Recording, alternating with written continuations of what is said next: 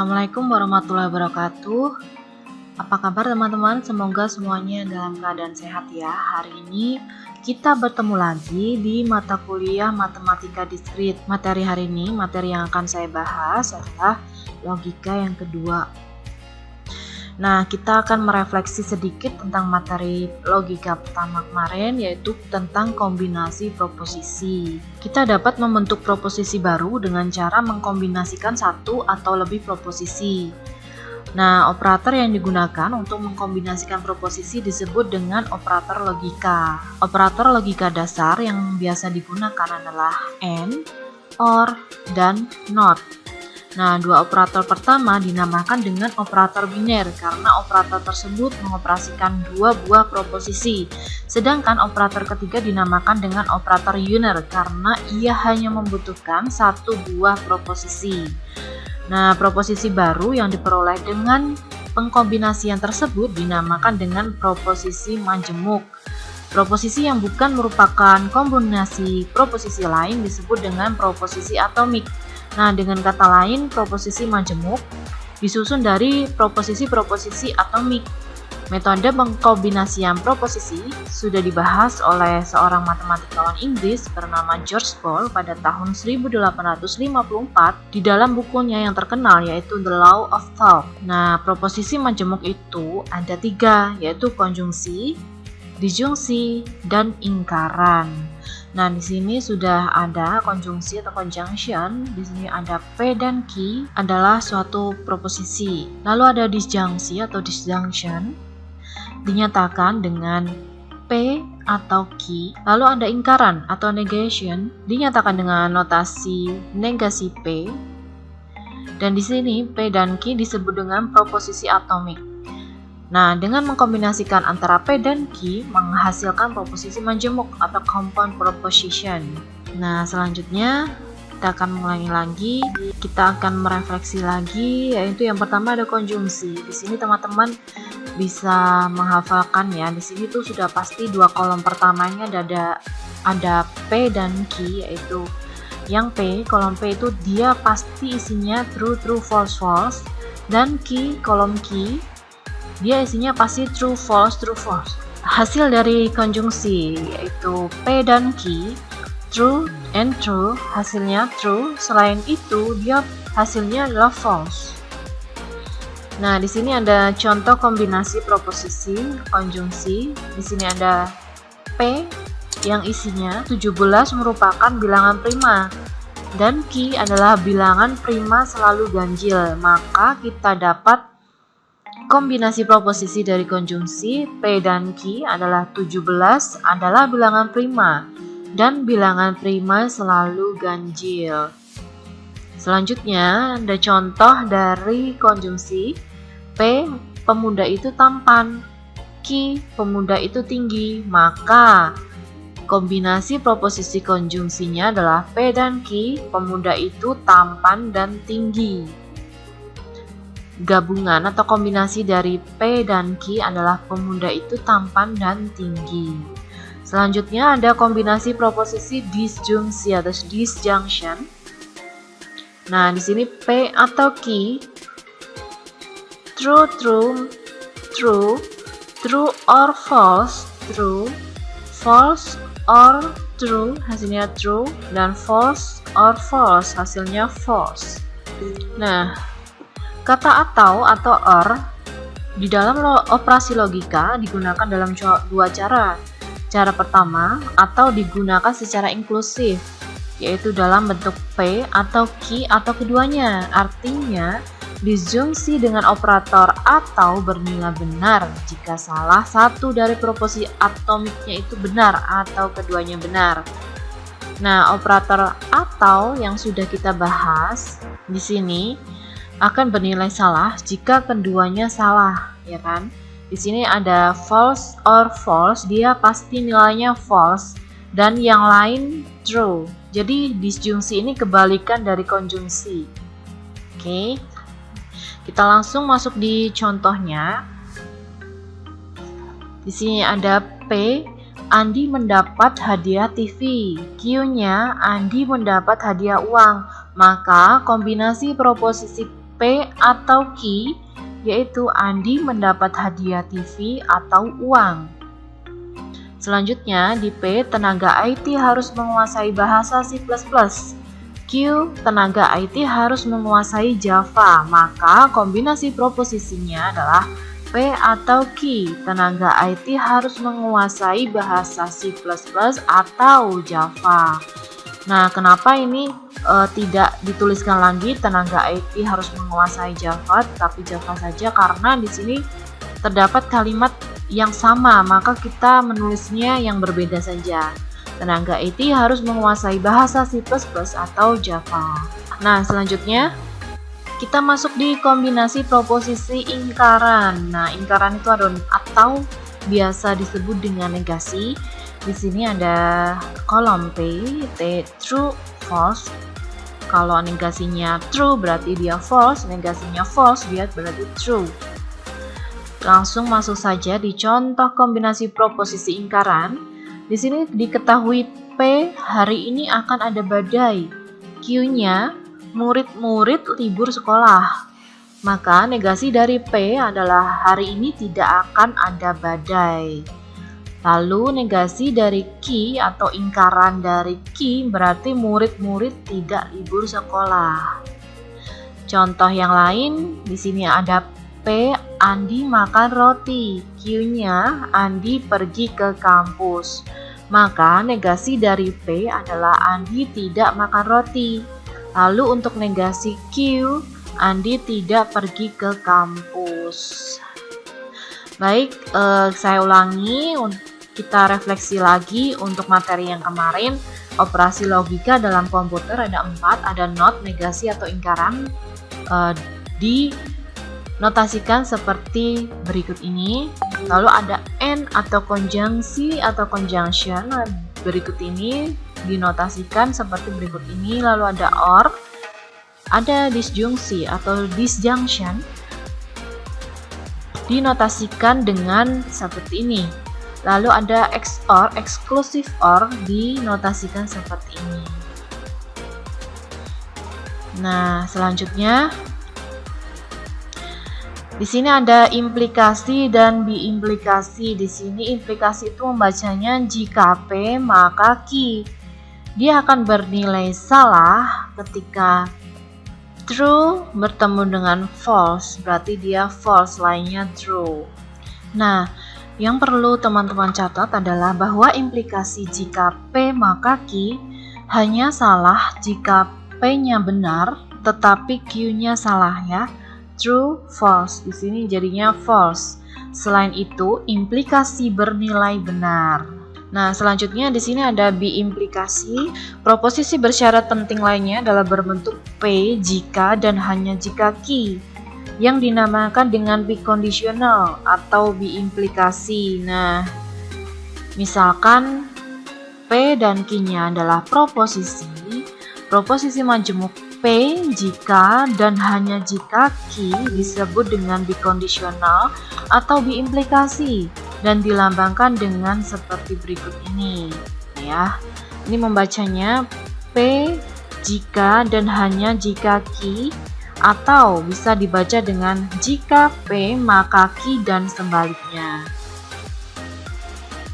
Nah, pernyataan jika P maka Q dan sebaliknya adalah benar bila di sini P dan Q mempunyai nilai kebenaran yang sama. Misalkan di sini ya, akan bernilai benar jika P dan Q adalah bernilai sama. Di sini true dan true, dia sama ya. Hasilnya berarti dia true, benar. Lalu ada false, false berarti dia hasilnya benar karena ini proposisinya sama. Dan biimplikasi ini ekuivalen dengan jika P maka Q dan jika Q maka P. Nah, varian proposisi bersyarat ada kondisional jika P maka Q, lalu ada converse atau kebalikannya yaitu jika Q maka P, lalu ada inverse jika negasi P maka negasi Q, lalu ada kontraposisi jika negasi Q maka negasi P. Kita langsung masuk di contohnya. Tentukan converse, inverse, dan kontraposisi dari jika Amir mempunyai mobil, maka ia orang kaya. Berarti di sini kita ketahui P-nya adalah Amir mempunyai mobil. Lalu Q-nya ia atau Amir orang kaya. Jadi converse-nya jika Q maka P. Berarti jika Amir orang kaya, maka ia mempunyai mobil. Inverse-nya jika negasi P maka negasi Q. Berarti jika Amir tidak mempunyai mobil, maka ia bukan orang kaya. Lalu ada kontraposisi. Jika negasi Q, maka bukan negasi P. Berarti jika Amir bukan orang kaya, maka ia tidak mempunyai mobil. Nah, contoh lain yaitu di sini ada jika harga BBM naik, maka semua harga barang naik. Berarti P-nya adalah harga BBM naik, lalu Q-nya ada harga barang naik. Penyelesaiannya yang converse, jika Q maka P, berarti jika harga barang naik, maka harga BBM ikut naik. Inverse-nya, jika negasi P, maka negasi Q. Nah, jika harga BBM-nya itu tidak naik, maka harga barang juga tidak naik. Lalu ada kontraposisi. Jika negasi Q, maka negasi P. Jika harga barang tidak naik, maka harga BBM pun juga tidak naik. Nah, di sini juga ada tabel kebenaran pernyataan majemuk. Buatlah tabel kebenaran untuk negasi P dan Q. Berarti kita hitung dulu, kita cari dulu P dan Q-nya itu apa gitu kan. Ini dua kolom yang depan ini sudah pasti seperti ini ya teman-teman. Untuk kolom P dia pasti true, true, false, false. Lalu Q, untuk kolom Q ada true, false, true, false. Dua ini pasti seperti ini, tidak bisa diubah-ubah ya. Nah, kita akan mencari P dan Q-nya true and true. Hasilnya true. Lalu yang lain adalah false. Lalu kita negasikan. Negasi P dan Q berarti negasi dari true adalah false dan lainnya true. Selanjutnya, di sini cari tabel kebenaran negasi P atau Q. Kita cari dulu P atau Q. Di sini false false dia akan bernilai false. Kalau atau ya seperti itu. Lalu lainnya dia bernilai true. Nah, kita negasikan. False negasinya apa? True. True negasinya apa? False. Dan seterusnya. Nah, kita langsung masuk di inti materi hari ini. Kita akan mempelajari tentang inferensi. Nah, misalkan kepada kita itu diberikan beberapa proposisi. Kita dapat menarik kesimpulan baru dari sebuah deret proposisi tersebut.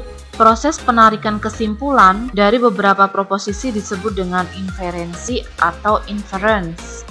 Nah, di dalam kalkulus proposisi terdapat beberapa kaidah inferensi atau penarikan kesimpulan. Di antaranya yang pertama ada modus ponens, modus tollens, silogisme hipotesis, silogisme disjunktif, simplifikasi, penjumlahan, dan konjungsi. Baik, kita langsung masuk saja di yang pertama, inferensi pertama, yaitu ada modus ponens atau law of detachment. Kaidah ini didasarkan pada tautologi P dan jika P maka Q, maka Q, yang dalam hal ini P dan jika P maka Q adalah suatu hipotesis. Sedangkan Q adalah kesimpulan atau konklusi. Jadi kaidah modus ponens dapat dinyatakan dalam bentuk jika P maka Q, lalu di sini ada P, hasilnya adalah jadi Q. Nah, simbol titik 3 ini dibaca dengan jadi atau oleh karena itu. Modus ponens menyatakan bahwa jika hipotesis P dan implikasi jika P maka Q benar, maka konklusi Q benar. Selanjutnya kita langsung masuk di contoh dari modus ponens. Misalkan di sini implikasinya jika 20 habis dibagi 2, maka 20 adalah bilangan genap. dan hipotesis 20 habis dibagi 2 keduanya benar. Maka menurut modus ponen inferensinya jika P maka Q, lalu ada sisi P jadi Q, berarti kita akan baca jika 20 habis dibagi 2 maka 20 adalah bilangan genap. Lalu P-nya adalah 20 habis dibagi 2, berarti Q-nya 20 bilangan genap. Selanjutnya kita masuk di modus tollens. Nah, kaidah ini didasarkan pada tautologi jika negasi Q dan jika P maka Q maka P, yang dalam hal ini modus tollens dapat ditulis dengan cara seperti ini. Jika P maka Q lalu di bawahnya ada negasi Q, berarti jadi negasi P.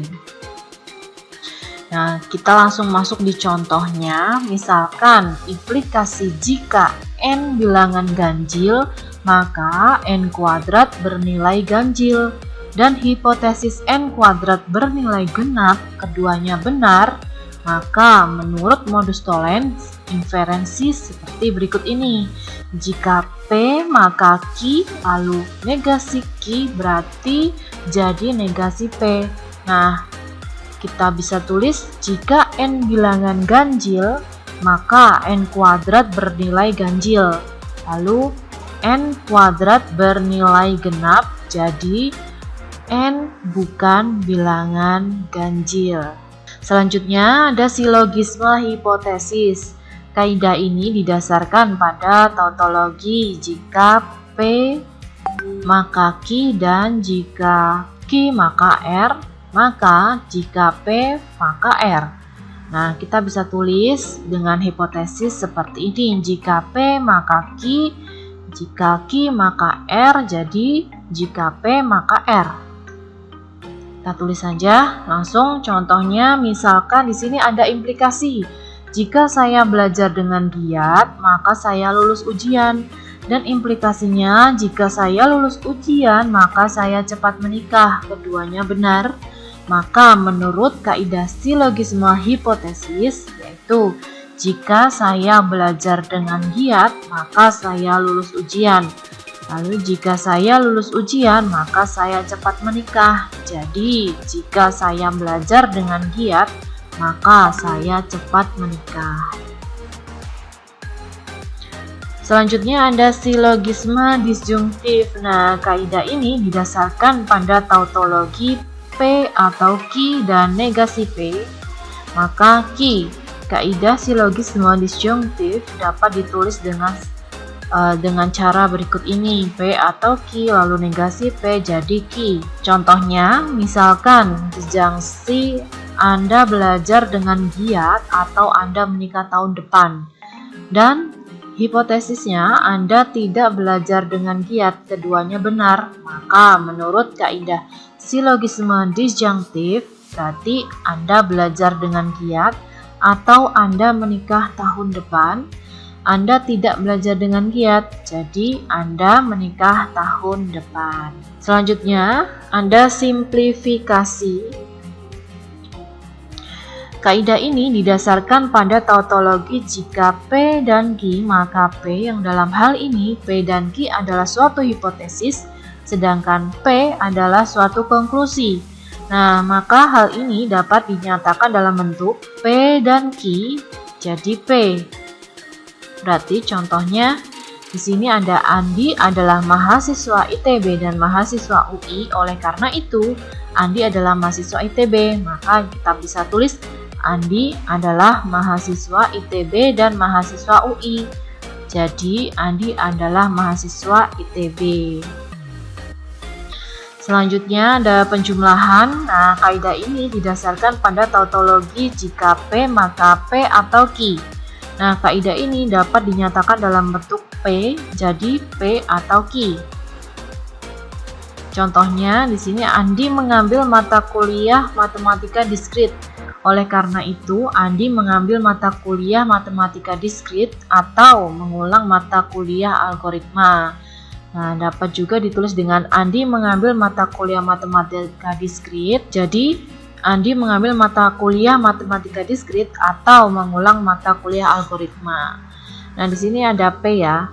P itu Andi mengambil mata kuliah matematika diskrit.